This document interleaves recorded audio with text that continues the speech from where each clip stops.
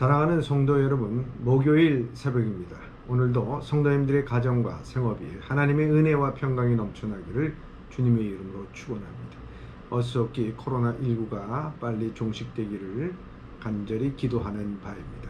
오늘 우리에게 주시는 말씀은 잠언 18장 14절의 말씀입니다. 제가 봉독하겠습니다. 사람의 심령은 그 병을 능히 이기려니와 심령이 상하면 그것을 누가 일으키겠느냐. 다시 한번 봉독하겠습니다. 사람의 심령은 그 병을 능히 이기려니와 심령이 상하면 그것을 누가 일으키겠느냐 하는 것입니다. 저는 오늘 본문의 말씀의 주제를 영혼이 건강해야 육신도 건강합니다. 영혼이 건강해야 육신도 건강합니다 라는 내용입니다. 사람의 심령은 그 병을 능히 이기려니와 이렇게 되어 있습니다. 이 말씀은 영혼과 우리의 육신은 밀접한 관계가 되어 있다 하는 그 내용입니다. 우리의 영혼, 루하르라 그러죠. 루하르. 그래서 그 루하르가 남성형으로 되어 있어요. 그래서 이 남성형에 활기차고 힘있고 능력이 있는 것, 활기 있고 능력이 있는 이 영혼이 그렇게 활기 있고 능력이 있을 때 우리의 육신도 건강하다 이렇게 말씀하고 있는 것입니다. 그리고 이러한 사람은 역경이나 질병 앞에서도 포기하거나 좌절하지 않고 이겨나갈 수가 있습니다. 성경에 보면 그 욥은 인간이 겪기 어려운 극심한 고통을 겪었을 때 그 영혼이 하나님 앞에서 건강함으로 말미암아 그 스트레스를 받아서 여러 번 죽을 수도 있는 상황에서 그는 마지막까지 끝까지 이겨나가는 것을 볼 수가 있습니다. 그렇기 때문에 영혼이 건강해야 육신이 건강한 것입니다. 다윗 역시 사울 왕으로 인해 수많은 어려움을 겪었습니다. 그러나 하나님을 굳게 의지함으로 그 모든 고난을 극복하고 승리할 수가 있었습니다. 하나님을 믿고 의지하는 사람은 영혼이 강하며 어려움과 질병을 이겨낼 힘이 있다는 것입니다. 그런데 또한 심령이 상하면 그것을 누가 일으키겠느냐 말씀합니다. 그러나 영혼이 병든 자는 역경과 질병을 이겨내지 못한다는 것입니다. 상반절에 나오는 심령은 남성형으로 되어 있지만 하반절에 나오는 이 심령의 원문은 여성형으로 되어 있습니다. 이것은 상반절과 달리 연약하고 병든 영혼을 의미합니다. 여기 심령이 상했다는 말은 의지가 꺾이고 절망감이나 상처를 입은 영혼을 의미합니다.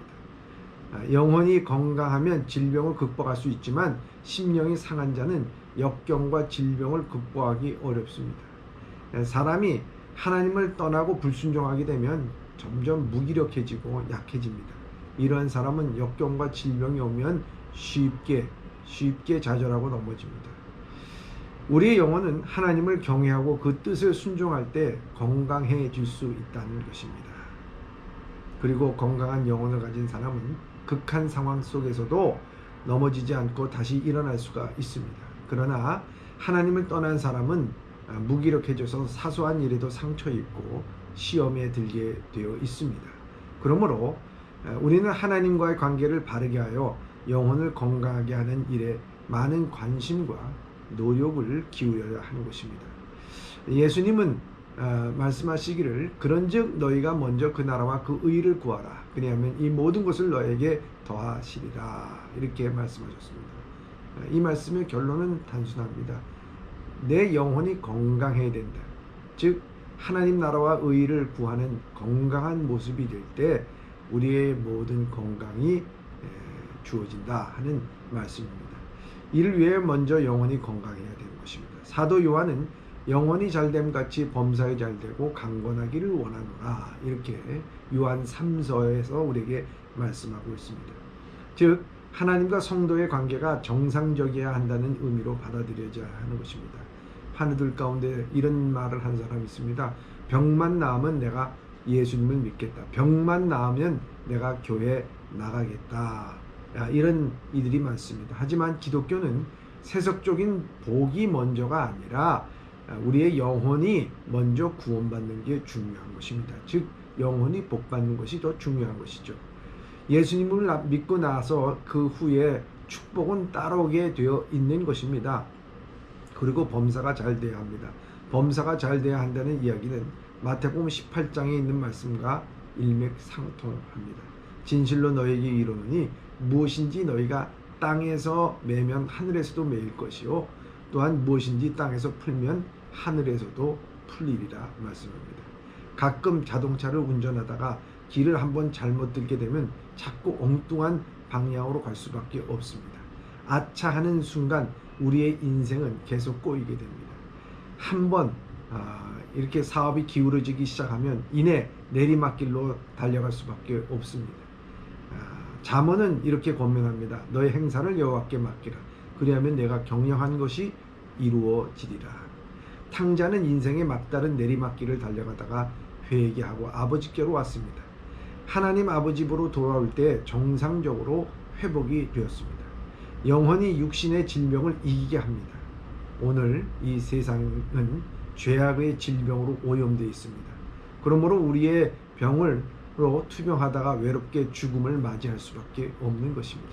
현대의학은 병을 찾는 데는 조금 발달되어 있지만 그러나 이 치료 기술은 아직도 갈 길이 멉니다. 코로나19 때문에 온 인류가 얼마나 우왕좌하고 힘들고 어렵습니다. 치료의 길은요 참 아직도 먼 것 같습니다. 그렇습니다. 인간의 수명은 늘어나고 있지만 인간은 날로 괴롭고 고통스러울 뿐입니다. 무엇이 먼저입니까? 열쇠는 예수 그리스도 안에 있습니다. 육신이 먼저가 아니라 우리의 영혼이 먼저입니다. 자아를 믿지 말고 예수님을 믿을 때 영혼과 몸의 질병에서 자유롭게 될 것입니다. 그러나 육신보다 더 중요한 것은 우리의 내면입니다. 신자들이 이 점은 공감합니다. 그래서 오히려 신앙만 강조하고 몸을 돌보는 것을 무시합니다. 먹고 운동하는 이야기, 돈 벌고 잘 되는 이야기는 너무 육적인 것 같다는 생각이 듭니다. 하지만 기도와 금식도 건강을 지켜야 가능하고 몸이 망가지면 신앙생활도 못합니다. 육체의 건강은 일하는 데 유익합니다. 성경도 이 점을 말하고 있습니다. 육체의 연습은 약간의 유익이 있으나 성경에서는요 약간의 유익이라 한다고 하는 것은 이거 참 대단한 유익이라고 말할 수가 있습니다. 그렇지만 유익이 있으나 하면서 제한적인 것은 다음 말에 강조하기 위함입니다. 그래서 더 비교할 수 없이 유익한 것을 소개하고 있는 것입니다. 경건은 범사에 유익하고 또한 우리의 삶을 더욱더 유익하게 만든다는 것입니다. 더 비교할 수 없는 유익한 것을 소개하고 있습니다. 경건은 범사에 유익하니 금생과 내생에 약속이 있느니라. 육신의 건강은 대단한 유익이 있지만 하지만 영혼의 건강과는 비교할 수가 없는 것입니다. 그것은 내생에만 유익이 있는 게 아니라 지금 당장 이 시간부터 효력이 있는 것입니다. 운동은 적어도 2-5달 뒤에 가서야 효과를 보지만 하지만 경건은 당장부터 영혼까지 효과가 있습니다. 연구에서도 행복하게 장수하는 이들은 신앙인임을 지적합니다. 바로 먹고 운동하면 26년 젊게 살 수가 있지만 스트레스를 계속 받으면 32년 늙어버린다고 말합니다. 스트레스는 몸에 고통을 주지만 마음과 오장육부에서 생명을 거두간답니다. 제대로 된 신앙은 스트레스를 제거해 줍니다. 삶의 스트레스뿐만 아니라 위기도 주고 실패도 맛보게 합니다. 그래서 계속 일어날 수 있는 힘이 어디서 나오느냐? 경건에서 나온다고 하는 것입니다. 우리의 영혼이 잘 돼야 이 모든 스트레스도 이기는 것입니다. 예수님은 자신이 좋은 음식을 자기 자신이 스스로 좋은 음식임을 우리에게 소개해주고 있습니다. 믿는 자는 영원한 생명을 가졌나니 내가 곧 생명의 음식이다. 그리고 덧붙입니다. 살리는 것은 영이니 유익은 무익하니라. 그가 주신 영혼의 생명과 건강을 받아서 우리가 살아가야 될 것입니다. 그래서 내가 너에게 이른 말이 영이요 생명이라고 말합니다. 사랑하는 예보의 성도 여러분, 오늘도 여러분들의 영혼이 주님 안에서 건강하고 속사람이 건강한 여러분들 되시길 주님의 이름으로 축원합니다. 기도하겠습니다. 사랑의 하나님 아버지 감사합니다. 오늘도 우리의 영혼을 지켜주시고 우리의 영혼 가운데 하나님의 은혜와 평강이 넘쳐나서 우리의 영혼이 강건케 하여 주시옵소서. 예수님의 이름으로 기도드리옵나이다.